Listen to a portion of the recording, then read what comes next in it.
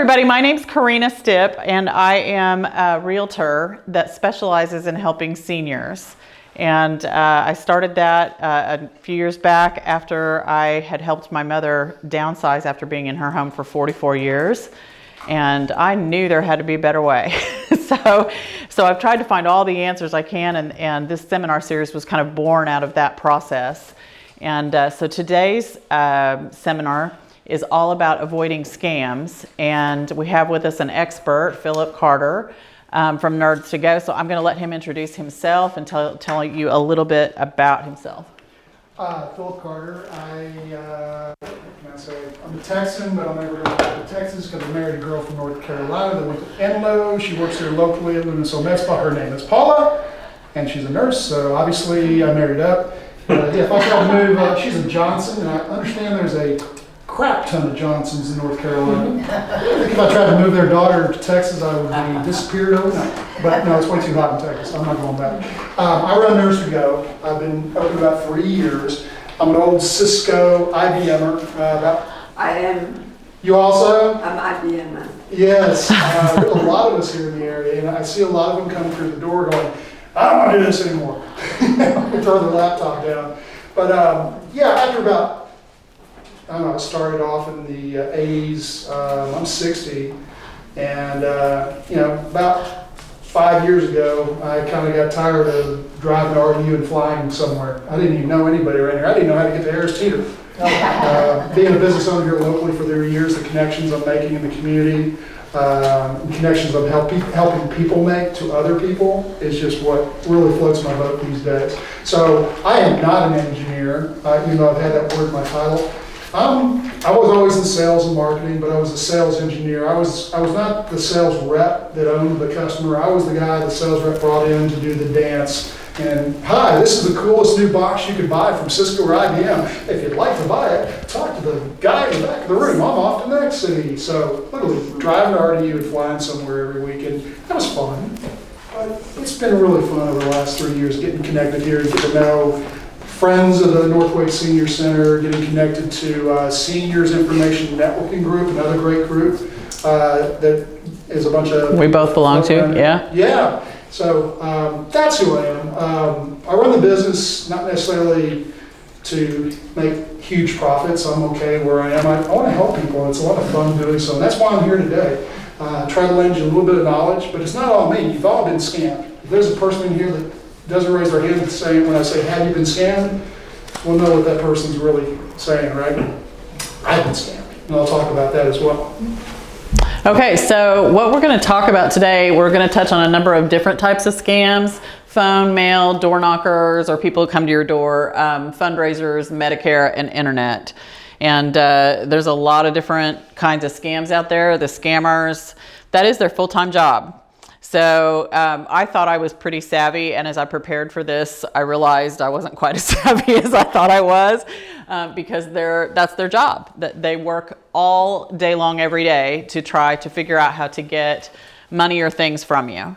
And so our whole objective today is to make sure that you're well informed and you can tell other people about a number of those things. So phone scams, and I want Phillip to chime in here at any point, and especially we're going to talk about one down here at the bottom, but if they call you, be on alert. So your bank's not going to call you, you're not going to have calls, right? So if they call you, immediately you should have little tingly feelings, all right? Hang up, call an authority to verify, and you get a number. Don't let them give you a number to call back. You get the number yourself. You go to the website for Wells Fargo. Go out to the website for Blue Cross Blue Shield. Go out to the website for Geek Squad. Or on your statement. Or on your statement, that's right. Yeah. So trust the paper as a rule of thumb, as long as it's something that's a normal. There are some papers you can't trust, but honestly, never give out your account number or social security number, and don't trust caller ID. And if it sounds like someone you know, this is one that I've heard of recently, and you all may have had friends, or you may have even had it happen to you. It's a lot of people refer to it as the grandma scam, right? So Phillip, tell us how that works, because I was just flabbergasted that They can call your number and get your voicemail and get just a tidbit of your voice or your family's voice, and then somehow they come in on your phone as your contact. Yep. So what's going on? The whole point of this, it's a confidence game. They want to build confidence. They want to build a relationship with you, whether it's a grandma scam or anything else. But my mom's 90 years old. She gets about a call a week. Hi, Grandma. I got a flat tire down in South Carolina. Can you wire me or something along those lines? And literally, so we know that scam. That one's pretty easy. But where that's being taken to a new level, two factors. One is our brains are getting weaker, and some people's weakness is accelerating through mental decline. The other issue is they're getting better. And AI, artificial intelligence, now they can go out on Twitter, on Facebook, on TikTok, and download literally 30 seconds of audio from your children or grandchildren and do a 90% copy of their voice that will say anything they tell it to say over the phone live. So you answer the phone, it sounds like your child or grandchild or your nephew or niece. You respond, oh, how are you doing? They hear that in real time, they speak in real time back to you, and the voice comes through the phone like it's your grandchild. Hang up the phone, can I call you right back? And call the number that you know belongs to that relative or that friend or whatever. Especially, well, not, you don't have to, if they're not asking for something, but you know, I'm in Florida and we just got hit by that whatever that burned through, and you know. The UI, I'm in jail, I need money. Mm-hmm. Yeah, I've absolutely. had that one call, I've had that call. And another, just real quick, I'm getting a lot of text scams on my phone. Hi, is this you? Oh, hey, I missed you last week. Let's get together. You know, it's not a 919 number, but some of them are. I have no idea who that number is. Block. You know, and if they want to get a hold of me, they know how to get a hold of me. They know where I work. They know Paula. You got to really put the walls up and stop trusting, unfortunately. Because, you know, a lot of us humans, we just want to connect with people. We want to trust them. Well, one thing that occurred to me when I heard about that scam where it sounds like your loved one, so I had a conversation with my family and said, we need a secret word. And so we all chose a secret word. Everybody knows it. And if I have any family member who calls me, if I say to them, give me the secret word, if they can't provide that, click. Right? Absolutely. So, and that would be the first threshold. I'm not saying that I wouldn't still hang up anyway, but that word they'd have a really tough, I mean, it's not anything related to our birthdays, any of those kinds of things. It's a random word that only we know. Yeah, and that last bullet said, you know, robocall will say, what was the last word? Oh, sorry. Let's go back. Let's go back. Can you hear me? Can you hear me? Oh. Yeah, now they're recording you. Hello? Hello, how are you? Hi, who's this? I can't hear you. That's how it gets started, for sure. And literally the same thing, that text. It might be through Facebook Messenger. It might be through my AT&T text function.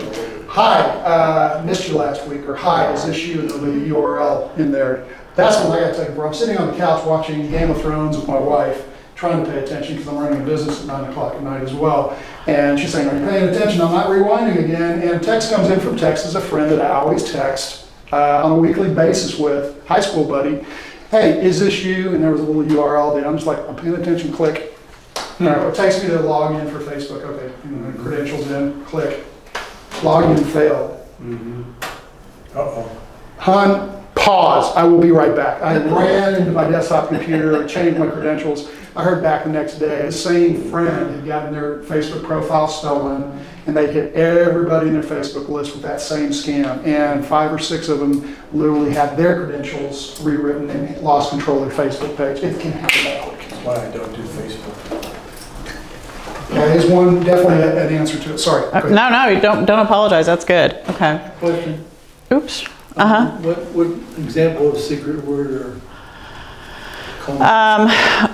So we chose one that is on, it was a sign that was on my mother-in-law's intercoastal house in Charleston, and she loves that sign, and it really was about what she could remember, because I knew we all could, but I needed to make sure. She's 84, so I wanted to make sure it was a word that was important to her, that was ingrained in her. So I let her choose it. And then once I felt like it was one that no one would be able to come up with, then everyone else got that same word. So Can you role play that? so if Phillip's the scammer and I'm on the phone, Hi, Karena, how you doing today? this doesn't quite sound like your voice. Oh, no, it's your dad. Well, my dad's dead, so.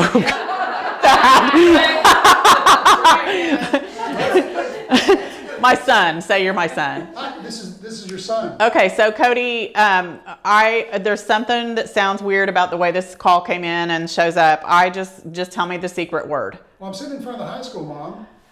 Well, you're out of high school now, so there's the red. You literally know so much information. Right. Right. If you said you were at the golf course, then then I would be in. See, hey, Mom. I just got a DUI for some reason. I don't know why. I got stopped by the policeman and he wants to take me in, but I need some money for, some money. Well, you're going to be in big trouble when you do get home, but you're going to sit in jail for a while because I'm not paying that money. But where is the secret word? Yeah. That's it. Yeah. That's the main, believe it or not. You made your bed, son. Those are the kind of calls that are coming in, by the way, right now. Right, yeah, and that's a very common one. You're right about the DUI, or they're in jail and they don't want their mom, so they'll call grandma and don't want mom to know. I had a friend, unfortunately, got taken for some money, and they called her up, and she answered the phone, and they said, "Hi, this is your grandson," and she said, "Oh, Jerry?" "Yeah," he said, "I'm calling, actually, 5 guys, I'm calling for your grandson. He's here I'm here at the police station with him." She said, "Oh, you mean Jerry?" "Yeah, Jerry asked me to call you." She gave them the name of her grandson, and they said, "Yeah, Jerry asked me to call you.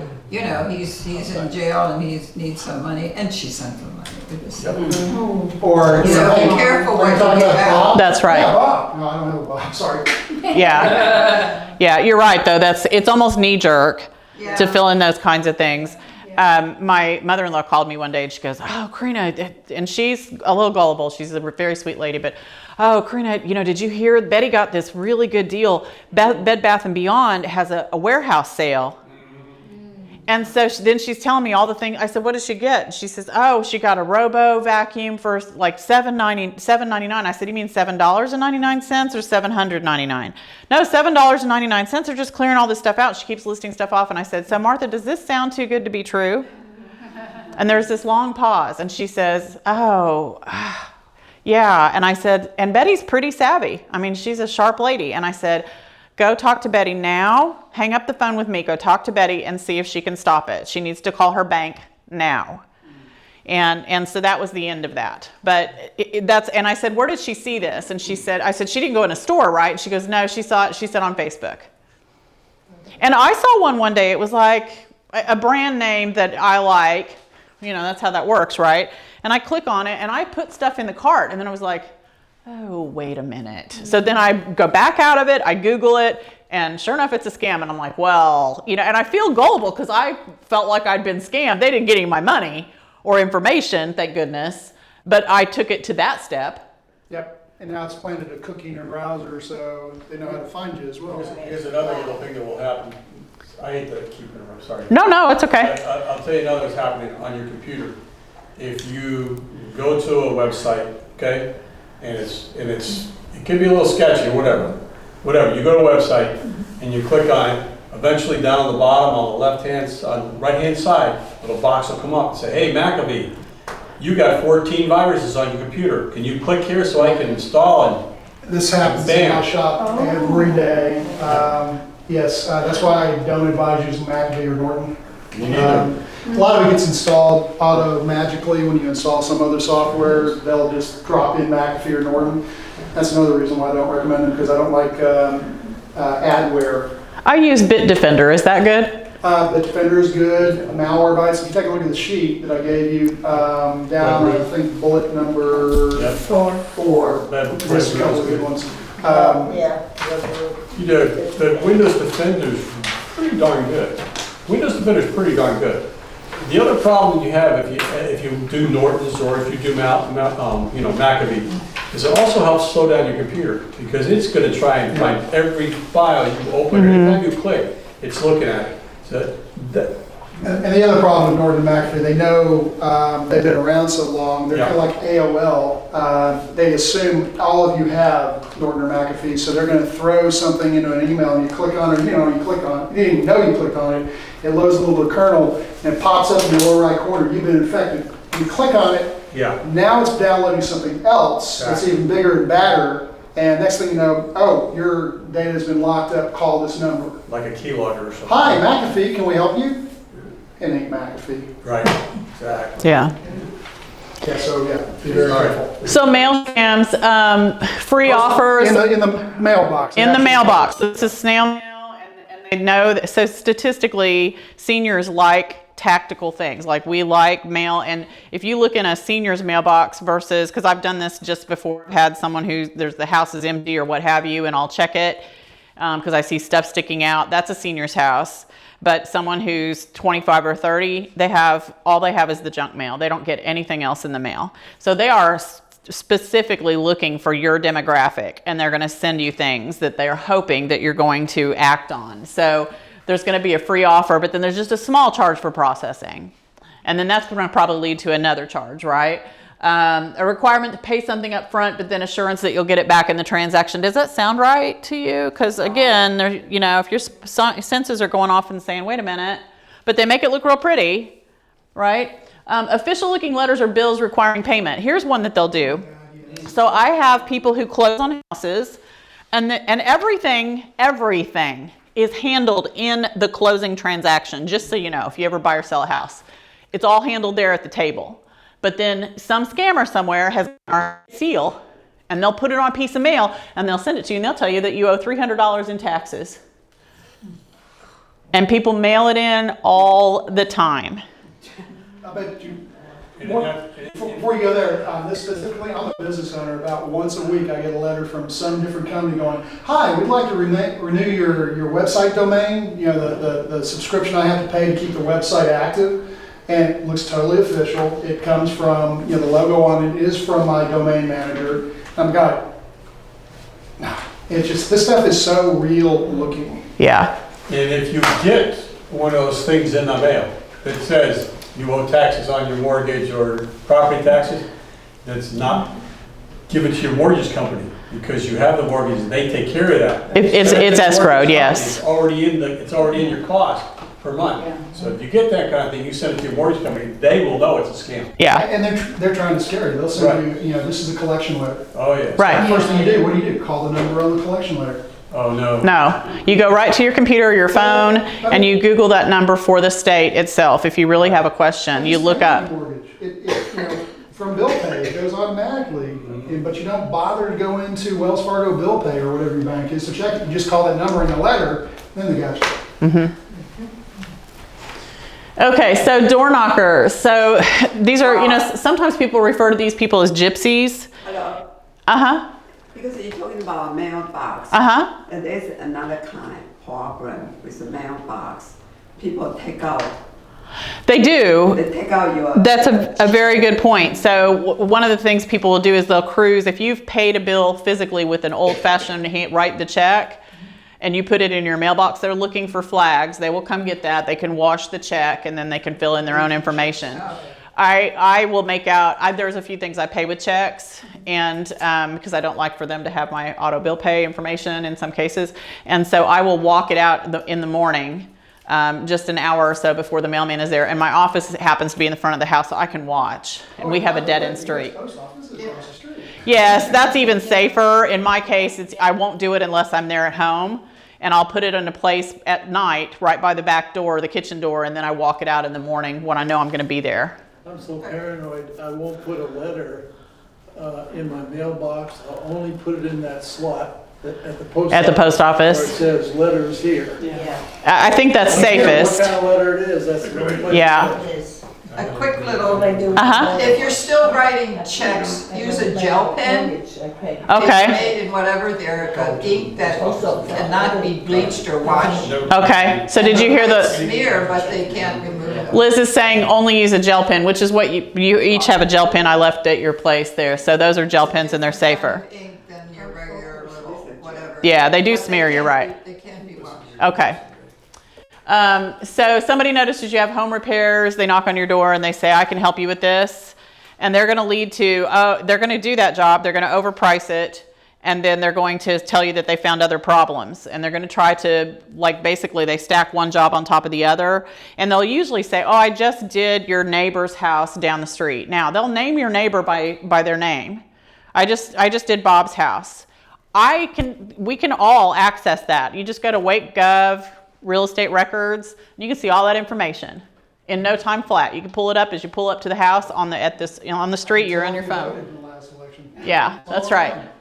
They have these companies, these scammers, it's a full-time job. That's Wherever they live in the world, their full-time job is to try and find your information.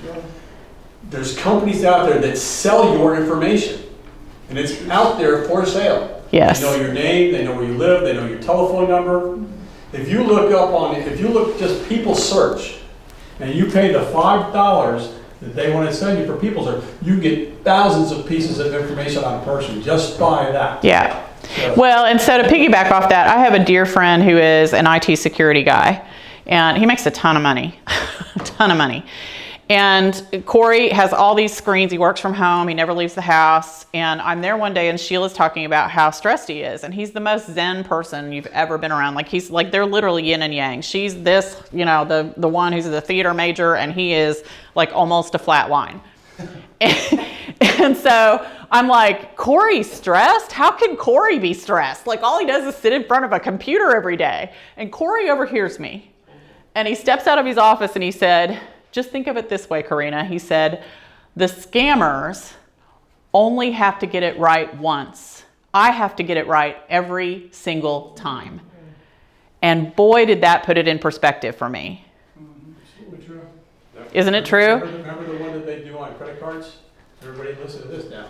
So if you ever get a credit card or somebody says, hey, I spent 1 penny at Walmart on your credit card, that means that they found your credit card number And they're testing it. Charge something on it.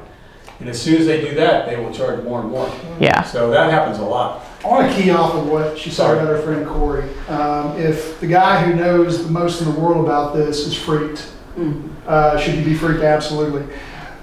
In my Cisco career, I had a lot of customers. I was in cybersecurity, not like Corey. I was a sales guy and a sales engineer. But they would ask me, so if we do this and buy this box and do this and this, we're going to be safe. These are corporations asking me this question. I go, no.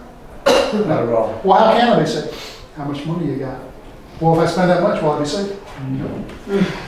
Here's all I'll relate, and it relates to this right here. There are layers you put in place. It's like you, especially ladies, you've been taught about physical security all your life. You do lots of things that together make you somewhat safe. You go to the grocery store. What do you not do? One person, tell me. One thing you don't do at a grocery store when you pull in. Leave your car unlocked. Leave your car unlocked. Make sure the car's locked behind. Where do you park your car?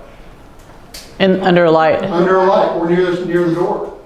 So that's two things right there. And if you're really from Texas, then you've got 6 or 7 different self-defense devices on your person. Those are layers as well. So physical security, or you take a martial arts class or a self-defense class, so you learn to keep it. All these things are individually not going to keep you safe by themselves, but together, you put all these physical security techniques together, you're going to be a lot safer. You're stacking the deck in your favor. Cybersecurity is the same thing. In the bottom half of the sheet that I handed you are 5 different things or 6 different things that you can do to create layers between you and the bad guys, to make you unattractive to the bad people so they move on to the next person who hasn't done these things. I'm going to have to leave soon, but I want to get one more point about stuff. I see people have a computer in here, people their laptops. The number one thing you try not to do is store things on your laptop. Your documents, any personal information such as accounts, your taxes and all that stuff, don't store it on your laptop. Don't store it on your computer. Put an external flash drive, external hard drive, or two.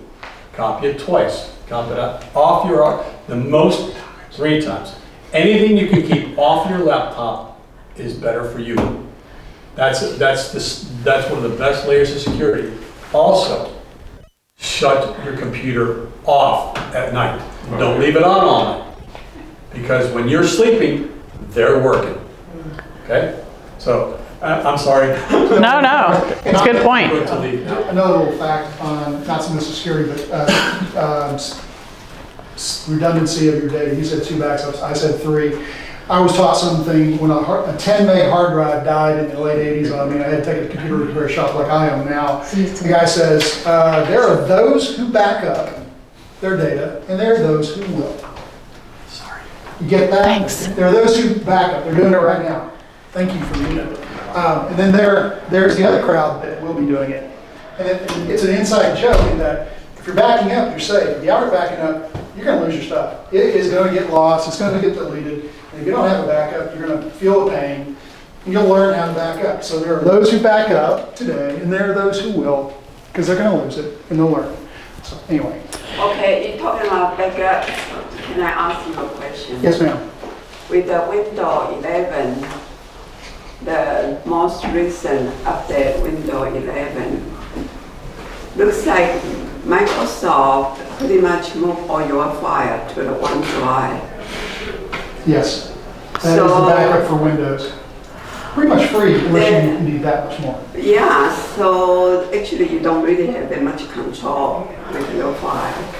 So I still, I see laptops and desktops come in all the time where people are still storing their data not inside of the OneDrive folder. And this is something we can educate you on another seminar, but if it's in OneDrive, what OneDrive does for Microsoft is it takes whatever in the local OneDrive folder on your laptop and it puts it in the cloud. So you've got one backup in the cloud. Problem is, if you delete it here, it deletes it completely by accident, or it gets infected by accident, it's going to replicate that to your cloud. That's why he said 2, I say 3 backups. Use external drives? Yes. So you got the one on the drive you're using, you've got a USB. I mean, those USB chips are huge today. Take the most important documents and drag them over there once a month or something like that. So you've always got that backup. Yeah, and then use OneDrive. OneDrive will take care of about 80–90% of your keeping your documents safe. And Mac users, you've got Time Machine, I believe. I don't use them. I'm a Windows. Mac has a similar programs like that. Or there's iDrive. iDrive. Yeah. Google has their own. You got Dropbox. Same thing. You know, if you want to be really secure, use OneDrive and use Dropbox. Use the free versions. Yeah, that's, I think it's 10 or 1 terabyte for free or something like that. And have really weird passwords and have different ones for everything. Yeah. I'm sure you'll cover that, but it makes me think of Corey again because I stayed at their house one time and I said, oh, I need to log into your website or into your Wi-Fi. What is it? And he starts spelling it out and I realize it's Philippians something. If you can remember a password, it is not a good password. Use a password that's on the sheet. At the end of Philippians, it had so much characters and numbers. He just wanted to remember part of it. And most people can't even spell Philippians, quite frankly, so. And I'm a Philip. Yeah. So we've talked, go ahead. We have a laptop at home we want to donate to somebody, but where do we take it to get it cleaned or scrubbed or whatever? Bring it to us, we'll rip it apart, take the drive out, hand it back to you, take your hammer and bash it. Or do it yourself. If you're like me, I like to see how things work. You know it's not going to be good for anything. Nobody's going to take it and rebuild it. And it's like cellular phone technology. They just throw it away. But get your drill out. If you know where the hard drive is, unless they're the CIA or the FBI, that pretty much does it. Okay. And then take it to the recycling center. But if you put a couple of holes in through the laptop where the drive is, you're pretty good to go. But if you take it, bring it to us, what we're going to do is strip the drive out, recycle the laptop, and destroy the drive. I have kind of probably a dumb question, but I mean, if I don't ever take my laptop out to Wi-Fi, public Wi-Fi, it's still not safe what I've got stored in there. I can see my entire neighborhood's Wi-Fi from my office to my house. And I'm in a suburb. If I was in a city, I'd see over 150 different home Wi-Fi signals. I've seen it in New York, I've seen it in Atlanta. So you could if you're a scammer, you figure out how to get into that, is what you're saying? Here's your home Wi-Fi is the safest Wi-Fi you can be on, but only, Spectrum or AT&T comes out and gives you that Wi-Fi router. Have you changed the password that they gave you when they brought it out? Do you trust the technician that installed it for you? Because humans, right? They're human. No, it's been I don't know these humans. It's been 3 years. I think I'm safe. Well, I have 4 sons. I never trust them because I don't trust their friends. It's not you, Zach. It's your friends. So here's a thing to do. On the back of your router, your Wi-Fi router from Spectrum or AT&T, they usually have a sticker on the back that has the admin credentials to log into it. Fine, if you're good enough. I know IBM people and technicians are still good enough to get into the program or the command console for that router. Change the default password from what Spectrum or AT&T gave you. Only you know that password now, not the AT&T technician, not the less than trustworthy brother-in-law that saw it sitting on his desk when he got home last night. I'm naturally feeling insecure about stuff like that, so I don't take any credentials from anybody and not change them if that's going to be something that protects me.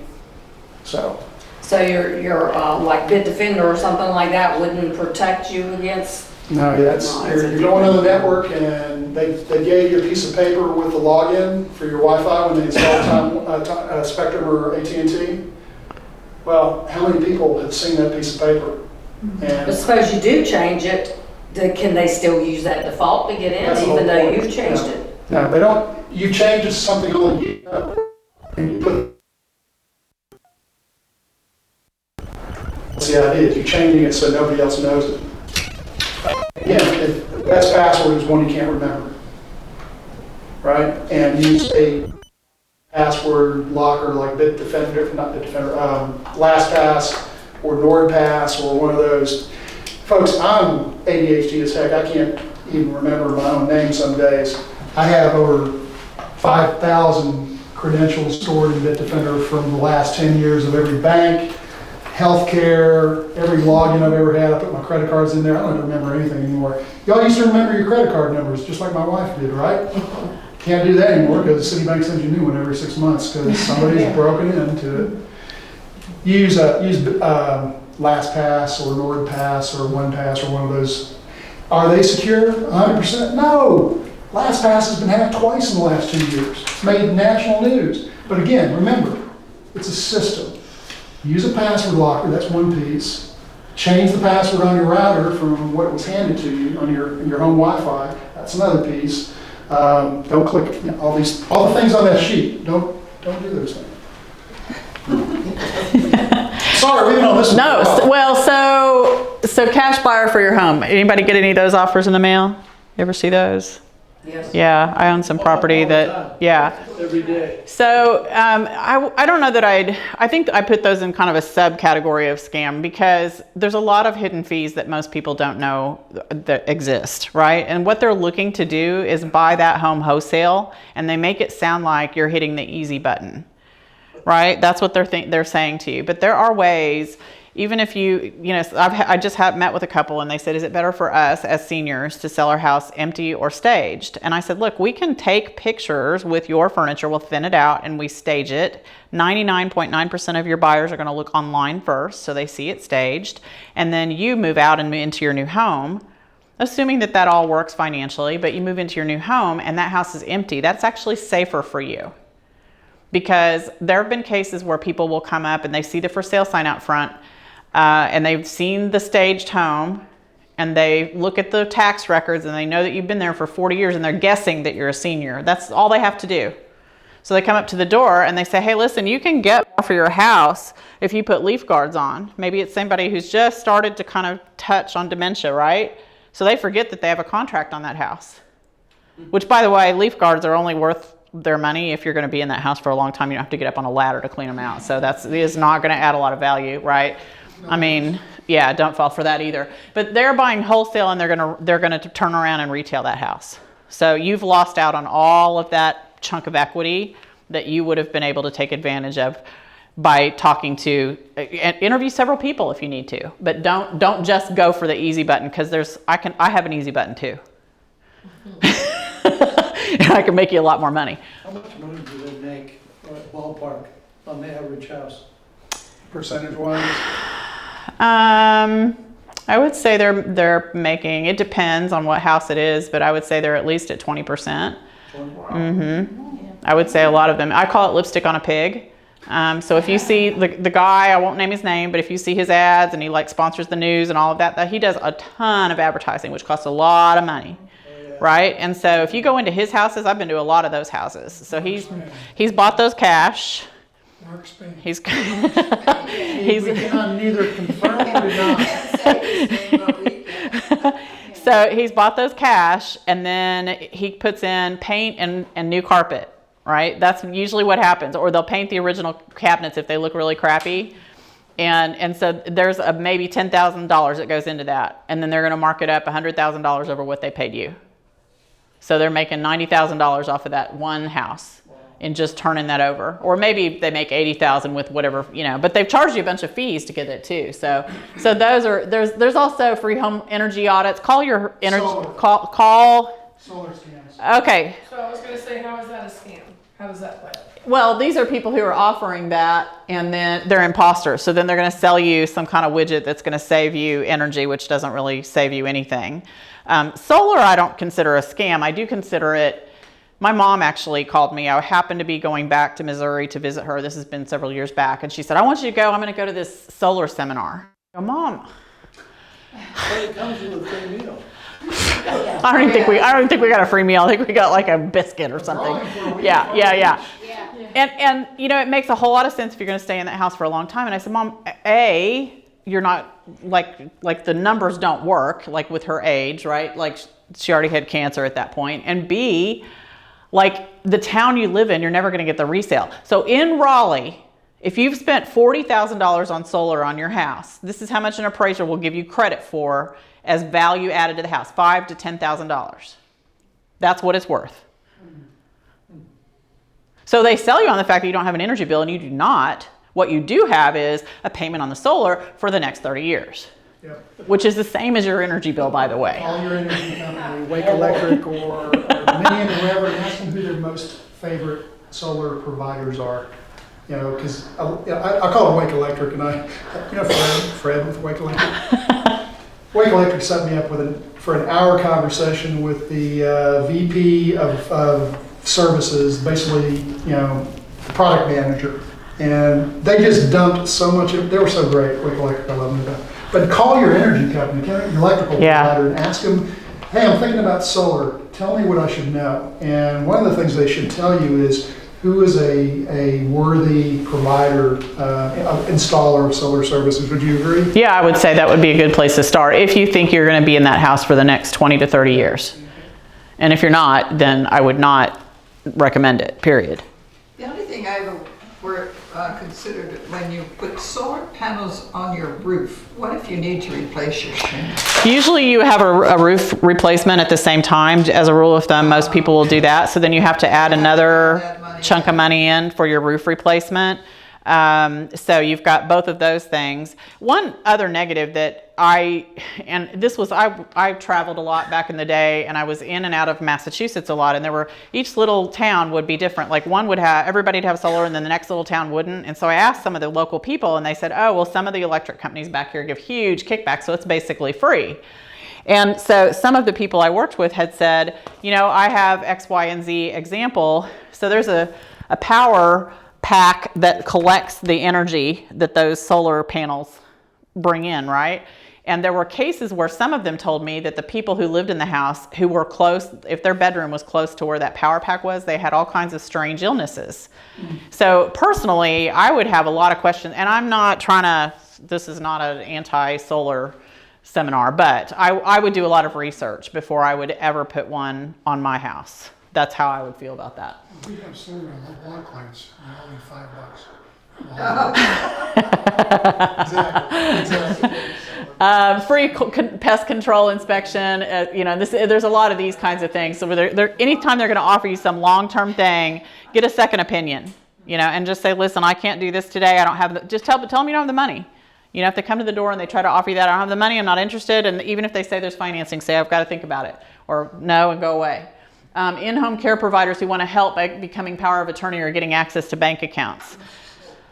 There's actually a whole industry of people who are advocates, and if you don't have any family, pay someone who is your advocate, and they're someone with ethics who's going to follow through on all of the things you ask them to do in your final days. So if you really feel like you need help with things like power of attorney, then seek out one of those companies, one of those people, and that is their job to do that. There's also fundraiser and Medicare scams, and these are also, again, with Medicare, you go look up the number yourself and you call them.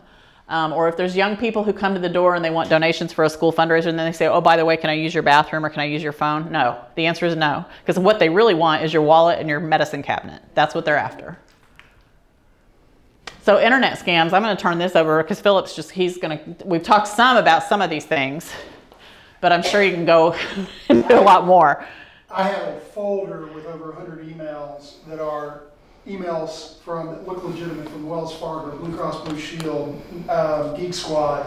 I mean, they literally go and they copy the valid email, and everything you click on doesn't go to that vendor. It goes to somewhere in Eastern Europe or Eastern Asia or somewhere like that. So you get an email and it catches your attention and you feel the urge to click on it, either to get something or to prevent something from happening based on what the message is in the email. It's that Nigerian princess that wants to help give you $10 million. I still get those too. God, come on, really? Don't click on the email.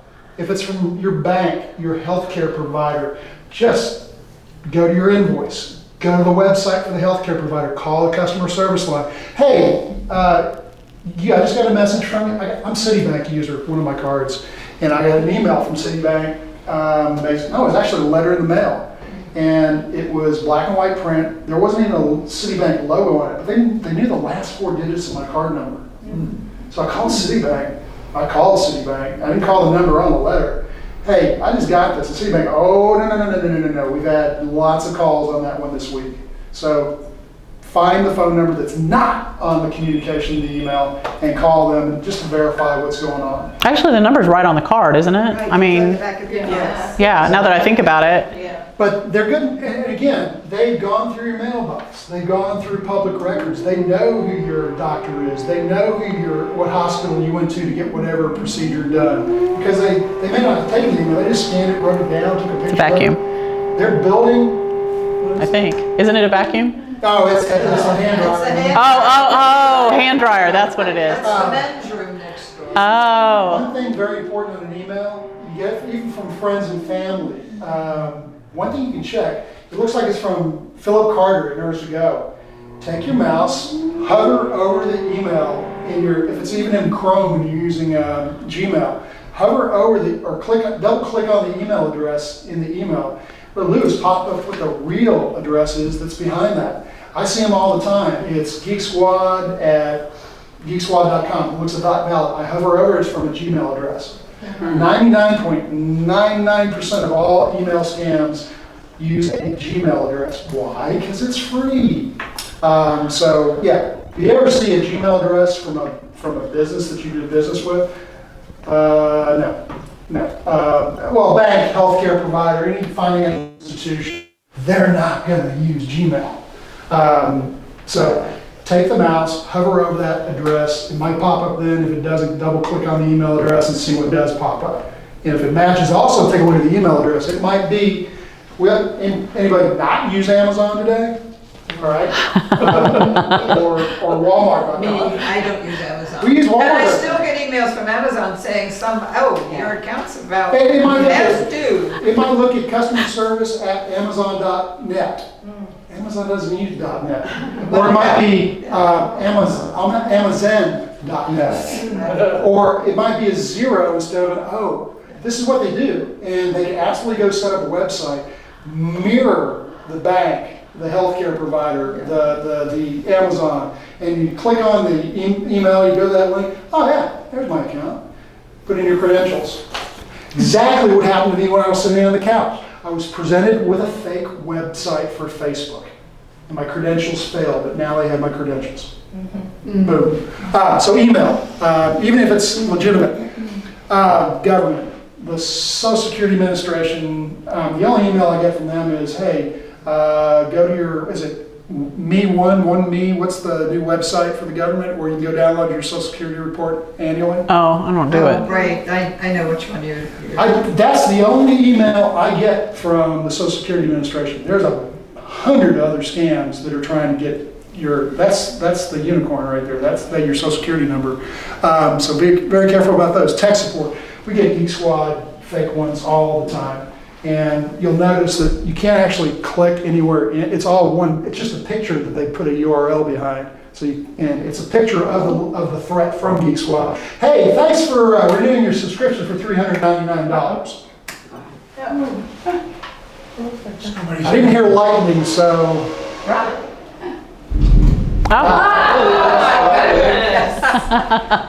Come here, lightning. In this building, we should be paranoid.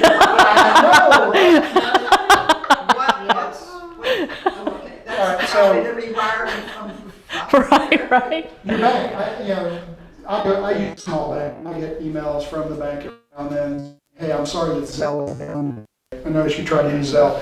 I call the bank and say, hey, when's Zelle coming back up so I can wire? It's just.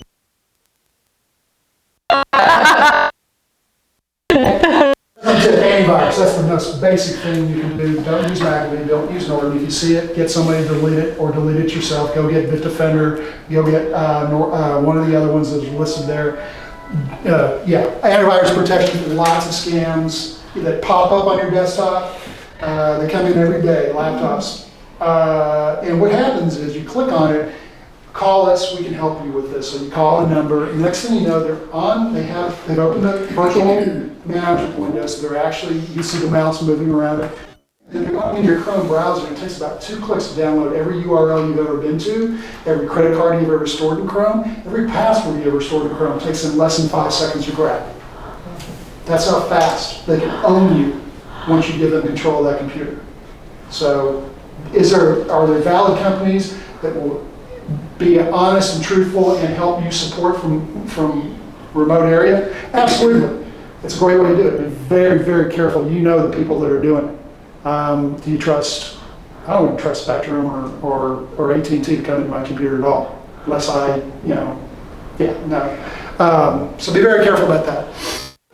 And we talked about emails and texts. If it's from Gmail, telling you, your bank account is overdrawn, or name a bank that somebody uses other than Wells Fargo, because I keep using that. Bank of America. Fidelity. Use Fidelity? Fidelity Bank. Use Fidelity? Yeah. See, I've just got a piece of information from you.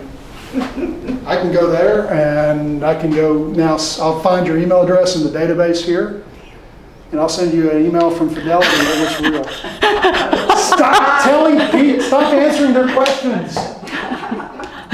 You don't know me. I'm a human. You just got scammed, so he proved his point, didn't he?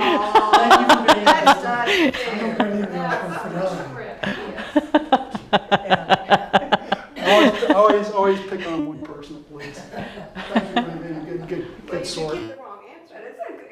Like I said, Chase. Yeah, but we're wired that way. You could give the wrong answer, that's right. A healthcare institution or a shopping website that is not having their stuff copied and people trying to phish, P-H-I-S. And what is phishing? You assume it's scam emails. But what it is, what do you do when you fish in the real world? You cast a lure out, you see what comes back on the lure. They're sending an email, that's the lure. the phone call, the text from, hey, is this you? These are your pictures. Is this picture you? And there's a URL there. Don't click on it. Corey, one thing that Corey taught me was his wife Sheila. She was putting some of those games on Facebook where you your aura is blue, or have you seen those? And they seem fun, but Corey made the point. He said you should not be filling those out because you're giving information about yourself. Like if you say that you're whatever your horoscope sign is, well, there's 2 months that are going to apply to that, so they're getting closer to your birthday month, right? Or people who are born in whatever month. Here's So 20 things. don't do those. How many of these 20 things relate to you? The survey. You just given them your mother's maiden name, or Right. just don't fill it up. Yeah, the more information they have, the more they can use that to get to you. So you have to be careful. And I wouldn't have thought of that until Corey pointed it out. A comment or question, has anybody published a list of all the names that are used in advertising to scam people? Like there's one called Tempur-Pedic is a mattress that you can spend thousands of dollars for a Tempur-Pedic. It's a great mattress. But there's another one called, I think it's Thermopedic. It's so close. These are the same colors, the same graphics, same type style, everything. But wouldn't it be great to have a list of all those, companies or names that, and then this would be something you guys could do in your business. Well, my first thought is that it would change every day. Yeah, that's the problem. We used to go to Better Business Bureau for that, right? 20 years ago. Yeah. The problem is it changes every day. There's no way to keep it current. Yeah, I think it's. There's a new scam every second. But I got caught on something with What happened to you? L&E research, and I've participated a couple of times because it gives you money. However, I stopped doing it because they ask you a gazillion questions to see, do you fit in or are you eligible to participate in this study? Right. And it's going to give you $100 for an hour's time. All right, so that lure is out there. And I thought, son of a gun, I am going to stop doing this because I am answering personal questions for You're getting all your graphics, right? Right. Well, and you're already giving information away about yourself. If you walk in a store, you give information away because they have cameras that study how you shop. Right. You go to your doctor. They do. You go to a hospital. You provide all this information. How many people access the information? It's kind of like, have you ever walked into a local provider, foot doctor, or eye doctor, something like that? And right behind the reception are all the customer folders. Hopefully not today, because they were supposed to digitize that. And, I can remember 10 years ago walking into a doctor's office, and right beside reception was their entire library of customer information. I've known this young lass that's been on the counter, and suddenly I go in and she's gone. There's a new person. Do I trust this new person? Do I trust her brother? Do I trust That's right. humans? Trust Yeah. humans. Well, you have to have a little trust. I mean, you just can't. That's why this piece of paper is here. Can't be two. You've got to trust, but you got to put those layers in. Trust but verify. Trust and verify. Yeah, and so there are some numbers here on the screen. I thought maybe I saw somebody take a picture. So if you have your phone here and you want to take a picture of the screen, you can make a recording of all of these numbers that are help for you should you need it. Attorney General I put first because they're aware of a lot of different scams here in the state, and we pay them to help you. I have actually worked with Wake Forest PD in the last year on some issues dealing with scams. I can tell you Wake Forest PD is one of the best funded police departments in the state of North Carolina, even better in some areas than Raleigh. So you've got a great department backing you here. Absolutely, if not these numbers, pick up the phone and call police here locally. They've got a great cybersecurity team, investigation team. And they're also well connected with the local FBI agencies here. But good people on the. We've actually pretty much had a lot of questions of the seminar, but does anybody have any last questions or comments or thoughts? Yes, could you put that screen back up? Yeah. Because my phone is off. Yep, there you go. Well, if it's gonna be televised, we could just take a screenshot of it. Yes. Watch. Yeah. How's it televised through the? So Anthony, we are recording, and It's going to be, it was recorded last month, but we didn't have a large enough memory card, so I bought a bigger memory card, and I think we should have the entire seminar tonight or today. Oh, thank you. Okay. One thing that's on the sheet that we didn't talk about is multi-factor authentication, MFA. You get this, your bank or your healthcare provider requires you to put, in addition to your password and username, we're going to text you a code.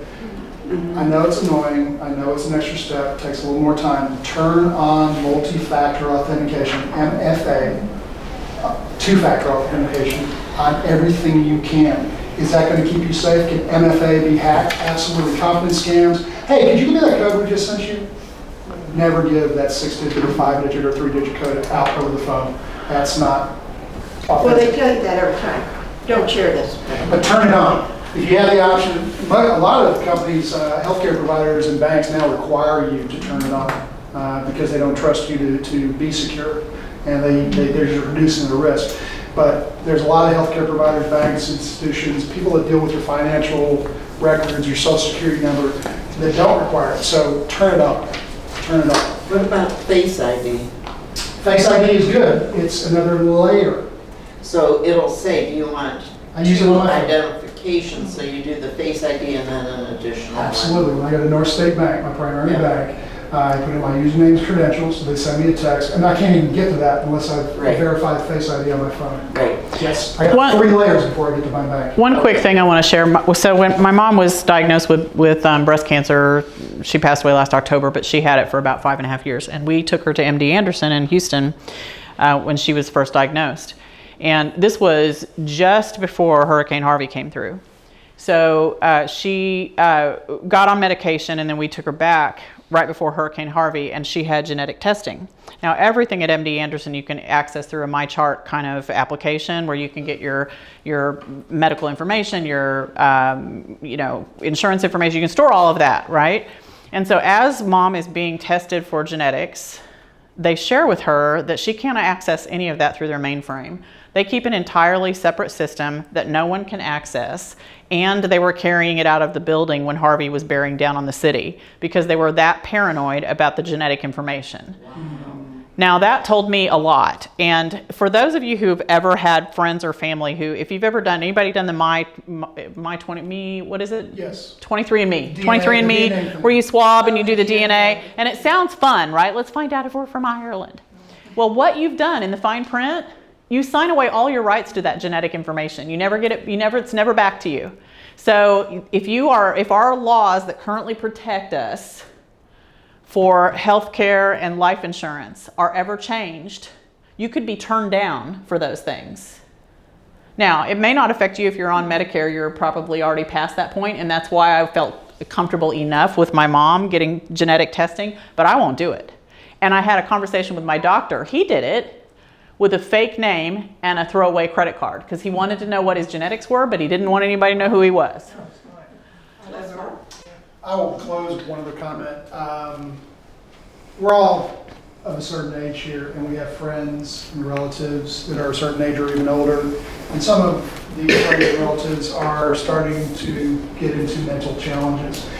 It's very important, if you see something, say something. A lot of what happens with our seniors, and I'm 60, I'm a senior now, we get scammed. Everybody's gonna get scammed, and it's embarrassing. And I get it from, I have children, grandchildren calling me from out of state saying, I just found out he's lost $50,000. He never told me. By not telling people, they become open to being a victim again. And it's horrible what happens to them, and then they get embarrassed and they don't say anything. So if you see something with your friends and relatives, say something. They may not be capable of protecting themselves. So keep your ear, share it with them. If you hear something perks up your ears, explore that with them. Don't be shy about asking and probing about it. Or would you rather lose a friendship or then be bankrupted on the street? And if you're a couple and you have one spouse that does all the financing, please share it with the other partner. Because I had a really sad situation with some good friends. Huber, he was retired Navy. Regina just thought he handled everything. Regina wanted to know nothing. He was slipping into dementia.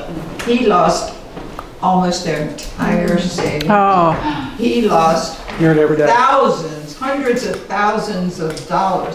She had to finally put a lock on the mailbox. He was taking out all these Nigerian scams on email. Anything that came in the mail, he would pull it out. And he finally started revealing what he was doing because he started telling other friends, they were friends of ours through our church. He said, I've got to get home, I've got to follow up, I've got this letter in the mail.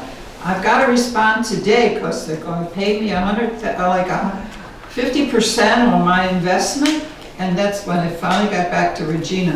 But by the time she got some other people involved with her, it was even her son, he lived out of state. It was so sad. She ended up they had a little farm. She ended up having to sell her properties. And not her Keep house. your She ears was able to open keep her for friends and house. relatives. But yeah, share it with, record Share your it with information so there's, Got a question here. yeah. I keep getting repeated emails from various places. I can't think of any of them off the top of my head. But I will block that number. And this is in texting and email both. And it just keeps coming. What's that mean? There's, Gmail's free. Yeah. They'll get 50,000 different Gmail addresses and just work. And just work with that same Send you the name. same letter from a different email address. Okay, so I'm blocking one number, but not the 50,000. Every time I get that, hey, missed you for coffee last week, give me a call and we can set up a new, is that from block? I'll get the exact same wording from a different number an I've hour blocked later. them about 15 times each Just keep one. blocking. It's the affliction we're afflicted with today. You know what's really scary is AI is now available to the bad guys. So they're using Yeah. AI Yeah. to do everything. Yeah, for sure. Yeah, there's, it's the undiscovered world that we have no idea where AI is going to take us, good or bad or evil.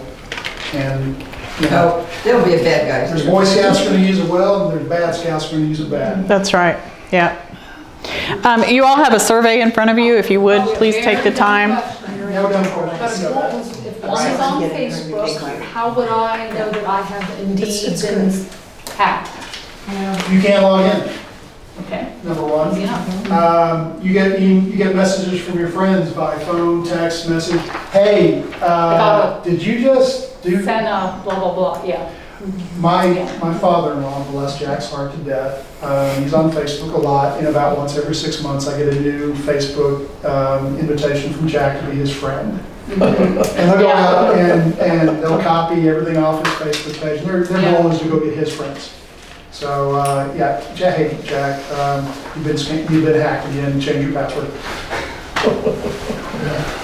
Yeah. It's the world we're living in. Just see something, say something within your own life, follow these tips, and help your friends and family and follow them as well. And Facebook, you can leave a legacy where someone has your login so they can shut your account down. Okay. That is one thing about the password managers. I've depended on it for my life for over 10 years with LastPass, and yes, LastPass has been hacked. What I do, there's only one password I need to remember, and that's the master password. You don't write that one down anywhere. But use something. You can use best passwords today are 25 words. Wow. The fat cow jumps Words? over low mountain. Oh my gosh. Long phrases of say 25 words are actually secure than gobbledygook passwords. They're harder for a supercomputer to hack, actually a fact. So, but point being, if you're going to use LastPass or NordPass or Cloud Password Manager, just the master password, give that to the loved one that you trust to take care of things when you can't. My mom gets it, even though she's 90. And my wife gets it. Nobody else gets that master password because if I get hit by a truck, somebody's got to go in and take care of business. Yeah. Or actually go into probate Why court. can't you use just a regular book? Do you have your house cleaned? No.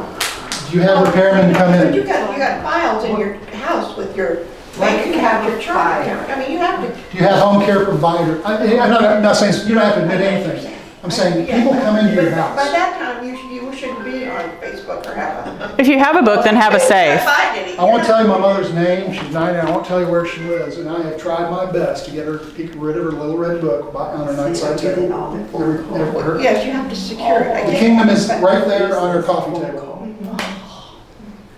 Yes, and I haven't got her to quit smoking yet either. Oh, my. She's 90, I'm not going to. Well, hopefully she doesn't have any assets. At this point, she's proving that it doesn't kill you. That's her point. You killed the doctor that said you got the, it was a month ago. Oh, my doctor just said I have the lungs of a 70-year-old. Who is it? I'm going to strangle it. Wow. Sorry, I digress. What's really sad is there's, how many people in here? 20, 30? 15, I think. It should be 2,000 or 3,000 people. for Yeah. the presentation. This is my pay it forward. I can't do enough of these. We can pay for Yeah. it. We can. Go out and tell people about it, right.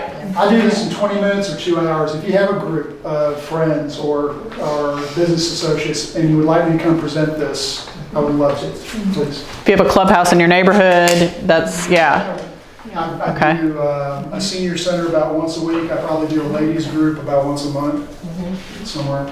So happy to do it. Thank you very much. What is the senior newsletter? Who would it come from? So there's a copy of it here. I send it snail mail.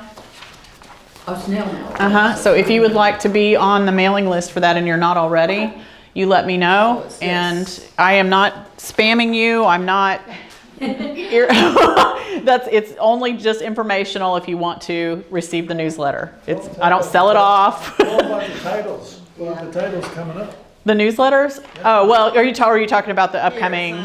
So I think you're talking about, Richard, the upcoming, so your postcard has the upcoming seminars for the rest of the year. And I think, For your newsletter, I was just on my computer this morning and I received an email requesting and seeing if I was interested in signing up for your newsletter, okay? And I sent out my Gmail okay. account, so hopefully I'm not scammed. I didn't send an email. I didn't send anything where you were signing up. It is From here? Well, I don't know. I think it was from the senior center. It's from the senior center, because I open it. That's a separate newsletter. I don't open anything if I don't know. Yeah. My friends of the senior center has been sending a newsletter out to membership. Yes, that's what you got. That's what I This got. is a different thing. So, and there's hard copies here on the front table if you want to pick one up on your way out. I know some of you receive it already, Yeah, I but heard about it in the mail about 2 weeks ago. okay. I wrote the friends newsletter. Oh, Or me and Marilyn wrote it, yeah. Okay. Okay. You said this was going to be televised on the senior center website, or where would it be? So Anthony, can you speak to that? Where do they go to find if we replay this on the senior website? They might send it out on the newsletter. So it'll be a link on the, okay. So, Talk to Jacob. okay.